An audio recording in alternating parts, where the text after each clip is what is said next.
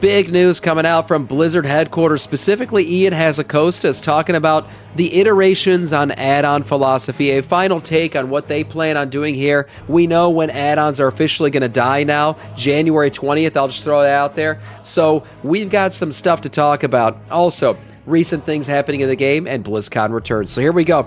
Order halls.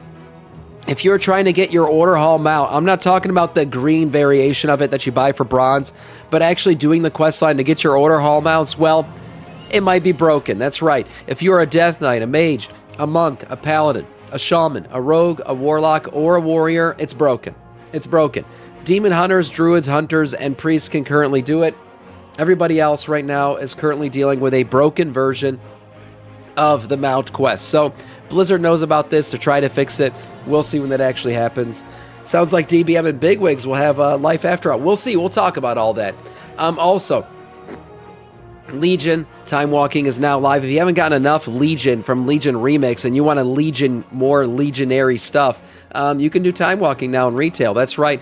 Also, not only is Timewalking returned for Legion, but there's a new item that you can get. The OG Sylvanas bow. That's right, the time-lost dread bow of the Banshee. If you remember this bow, you remember OG Sylvanas before she absolutely lost her fucking mind and decided to go sleep with the jailer. So all that shit that happened, this is previous, or prevy to that, I should say. Prevy, I don't even know why I'm saying that. It came before it, okay? This is the OG bow, the badass Sylvanas bow. You can now get it from the Timewalking vendor while Legion Timewalking is live.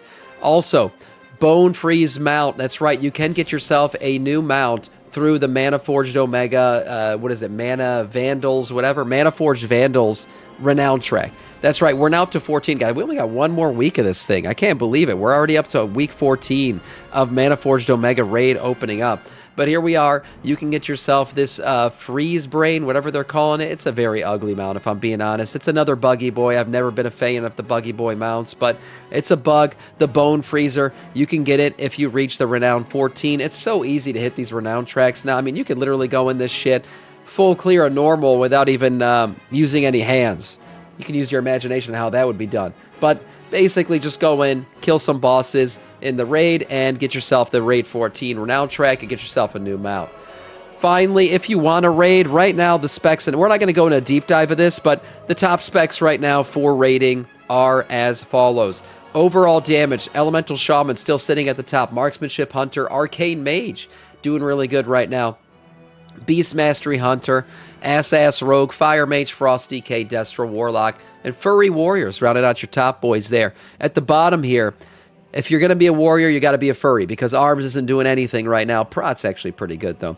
Outlaw Rogue, Frost Mage, Survival Hunter, Enhancement Shaman, Affliction Warlock. Where's Devastation? Oh, look at that. Augmentation sitting in the middle.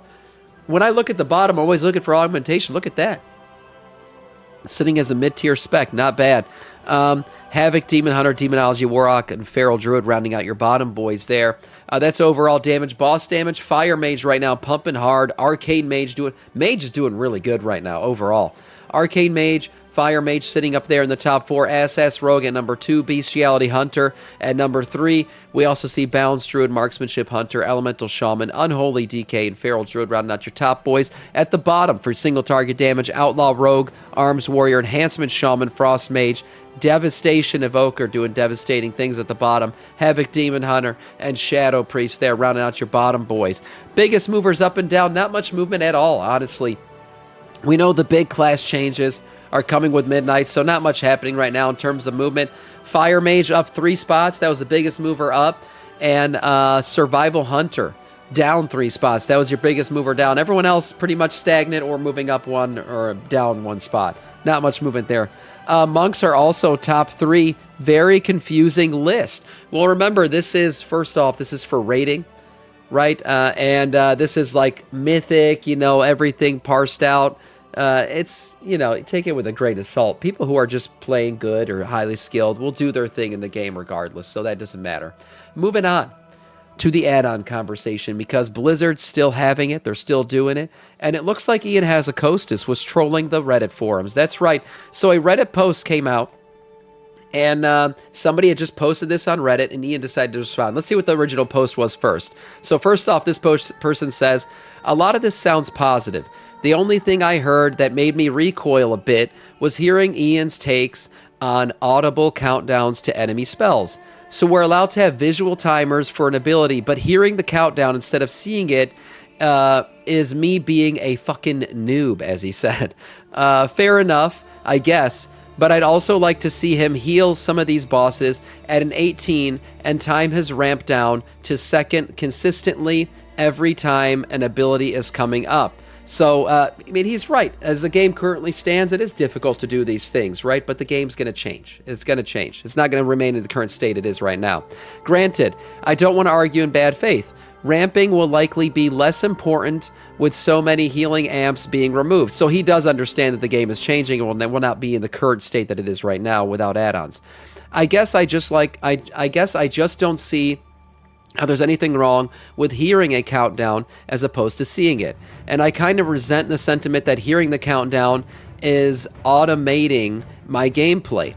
Timing things down to the second can be the difference between failure or success in this game, and I've got plenty to look at and react to in the game as it is. So he's not wrong about that. Yes, sometimes success or failure in WoW does come down to seconds, especially if you're talking about high-end rating or Mythic Plus. We all know that. 1 second too late is a death. 1 second too early messes up your cooldowns. All of that is true.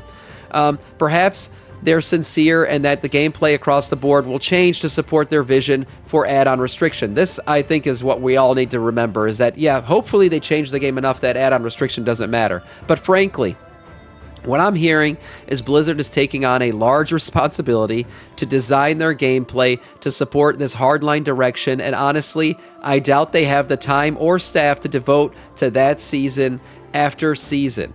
I hope I'm wrong about that, and his concerns are valid. We're all worried about if Blizzard can actually pull this off. Honestly, we are. We've seen what Blizzard's done with recent patch stuff. We've seen what's gone on with a lot of things in this game, broken things. I mean, we've seen Legion Remix still broken a little bit. So can Blizzard pull this off? That's what we're all worried about. Despite everything, I'm excited to play Midnight. I'm glad we're making big changes. I'd rather stumble on big changes than continue down the road we are on. And this, I totally agree with this guy's sentiment here. I think the road we were on was an arms race between add-ons and boss fights, leading to overly complicated, weird boss mechanics that require you to have 13 add-ons and 17 weak auras to understand what to do next. That's not a fun game. That's not a well-made game.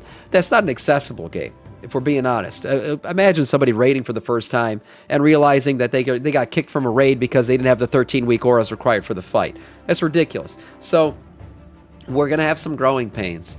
But I think overall, just like this guy said here, going in with these big changes, I think, will eventually lead to good things down the line for us. Well, anyways, Ian responded. Turns out Ian checks Reddit. That's right, he's not just part of the Furry Forge Reddit, he's part of the WoW Reddit. So here we go, this was Ian's response. Hi, I just wanted to clarify my comments on this point. We for sure could have been clearer about our philosophical goals here, which have been spread across multiple interviews and videos over the past year. We're working on a blog that can be a single source of the truth there. The overarching goal of the changes in Midnight is to level the playing field and do what we can to make it so that while add-ons can still thoroughly personalize your experience, they aren't giving you an objective competitive advantage over people using base UI. In the pursuit of that goal, we've made changes to the add-on API, to our base UI, and to how we design our combat encounters. So, I mean, he's not wrong, right? He wants to make a game where having add-ons isn't giving you necessarily an advantage. It's just an aesthetic thing. Like I said before, you like to make your map look like a phallic symbol. Okay, fine, you can download an add-on to do that, but everybody else who has the regular minimap is not disadvantaged by not having that add-on. He continues on to say, so in this context, it's not that we view a spoken countdown as a form of automation or inherently problematic. Rather, we feel it would be inappropriate to allow only add-on users to have that functionality. We also have concerns that given add-ons access to exactly how many seconds remain before a specific spell is going to fire could open the door to creative problem-solving solutions. I think he's right. If you give add-on creators the ability to have access to when an ability is about to go off, you're giving them access to basically tell somebody what they should do when that ability goes off. So, I mean, say there's a beam about to go off from Demancius right now. You know how that current fight works, right? You give them the countdown. Maybe you give them the ability to say, get ready to move or something like that. Just something to trigger what you're supposed to do for that next ability, right? Or like yelling, a boss ability is about to go off, 3, 2, 1, get ready to interrupt. You know, things like that, call-outs like that would give you an advantage. So that shouldn't exist. So I think that's what Blizzard's worried about, is giving add-on creators access to something that maybe could create a slight advantage. He continues to say here, our focus is on designing our midnight encounters to have both clearer telegraphs ahead of time and sufficient time to react. More time than we would have provided in a world where we knew the majority of players were doing organized content, were using add-ons, and to ensure that they were ready for every major ability. So he's saying it here, you know, the arms race against add-ons is a real thing. And once they know that there is no arms race, they can create boss fights that aren't as complicated. If it turns out that we are unable to hit the mark, we're definitely open to adding audio countdown solutions to help, but we'd want it to be available in the base UI rather than requiring it in an add-on. So there you go. Blizzard's add-on philosophy is steadfast.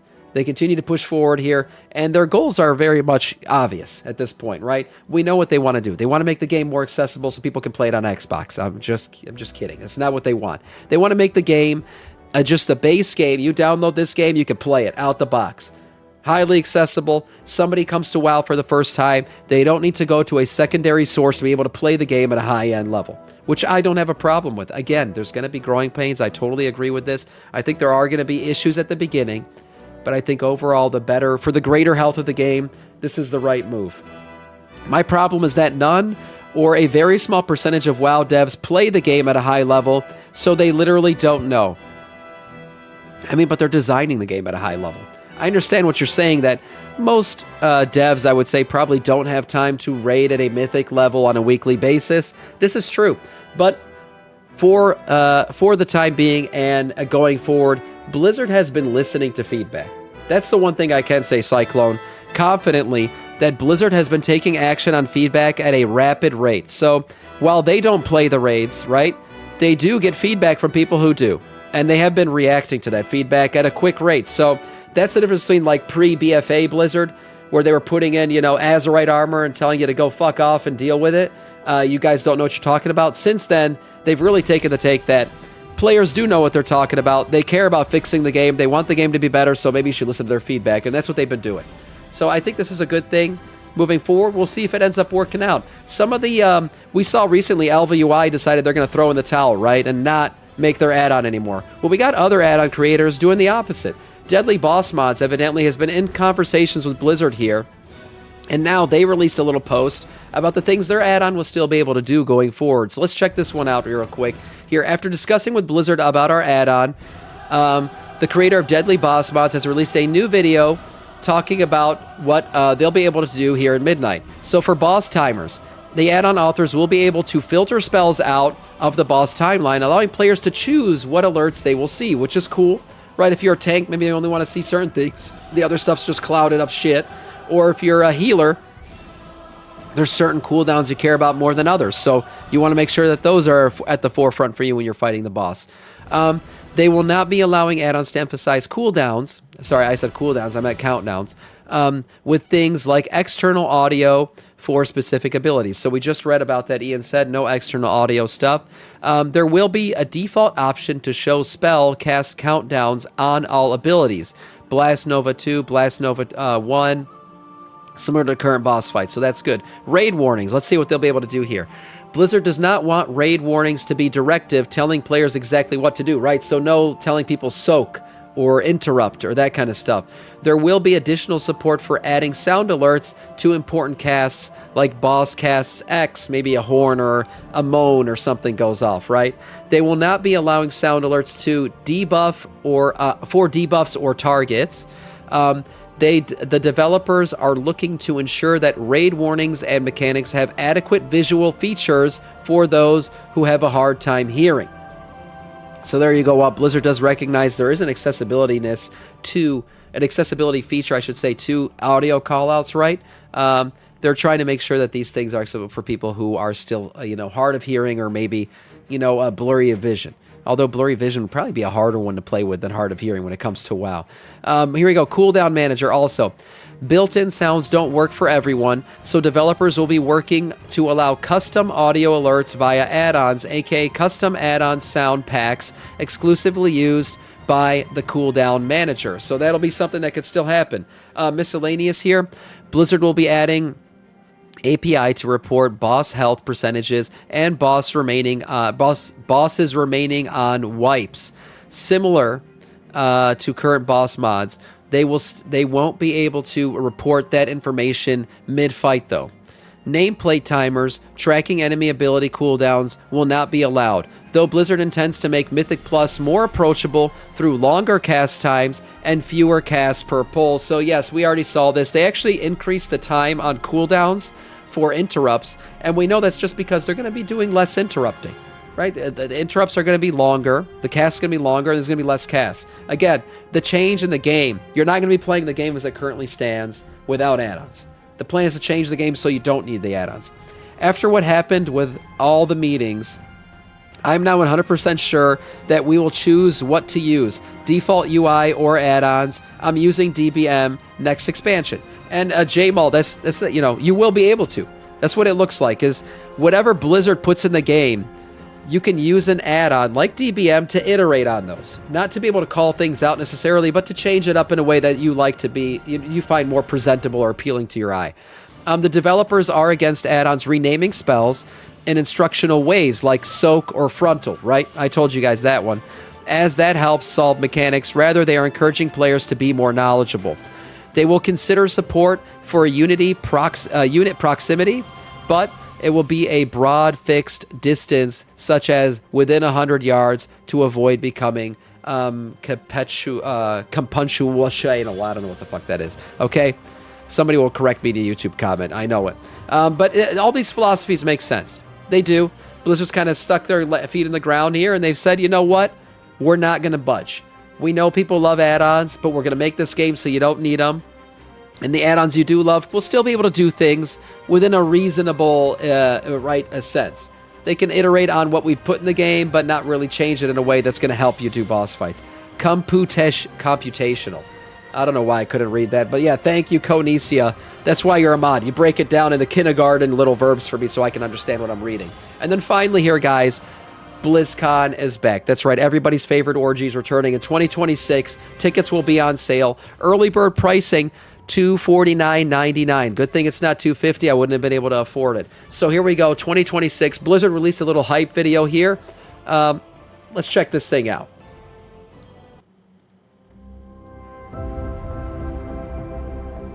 You can hear it in the wind. An echo. A whisper. A little bit goosebumpy. Ooh. A calling home. There's the sword.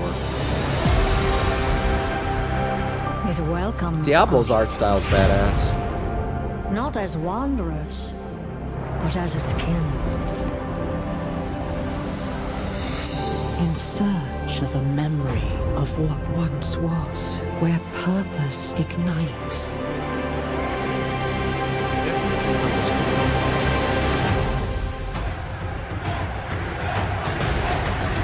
The tournaments are returning. A refuge where warriors can lay down their weapons and join Man, I used to love forces with Overwatch. one another. You can feel the power as countless worlds collide. A new future with endless possibilities. A place to unite. To imagine. To belong.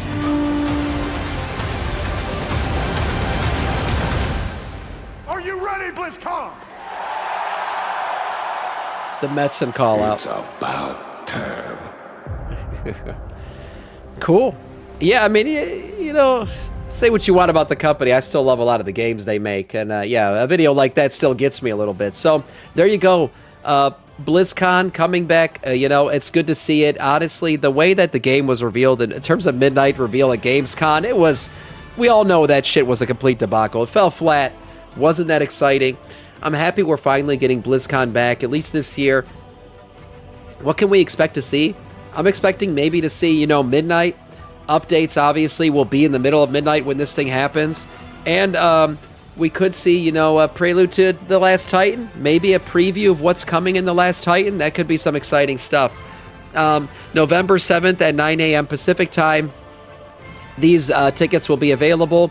You can get the BlizzCon early bird rate, $249.99. The BlizzCon Charity Night add-on will be $499.99. And then the Dark Moon Fair add-on, which is like some kind of like after event. You can get early access to the store over there and stuff. $89.99 for that. That's an add-on on top of your base price ticket. So, most of us will be, sitting at home watching this thing online. So these prices are only really relevant to the few people who are actually going to go to this thing. You also, if you buy tickets, get some commemorative items. It's just darkened out here. We don't know exactly what these items. Looks like a lanyard. If I had to guess here, a Murloc keychain, a coaster maybe, a mug of some sort. I don't know what this black box is. Could be some kind of collector's item or something. Activities going on at this thing. Arena World Champions, Mythic Dungeon International, BlizzCon store stuff, Dark Moon Fair, hands-on gameplay, Community Night, Blizzard Arcade, developer panels, which is what we'll be caring about and watching, the opening ceremony as well, portfolio and resume reviews. What are they trying to tell WoW players need to get jobs? What the hell is this? Anyways, so all that stuff will be going on there. Check it out when you guys can. It's expensive, maybe, but I don't know what typical cons go for these days, so I honestly can't tell you how this compares to that stuff. But there you go. Big stuff coming. BlizzCon finally coming back in 2026, and add-ons going away in January. So 2026 is going to be a big year. That is all in terms of news.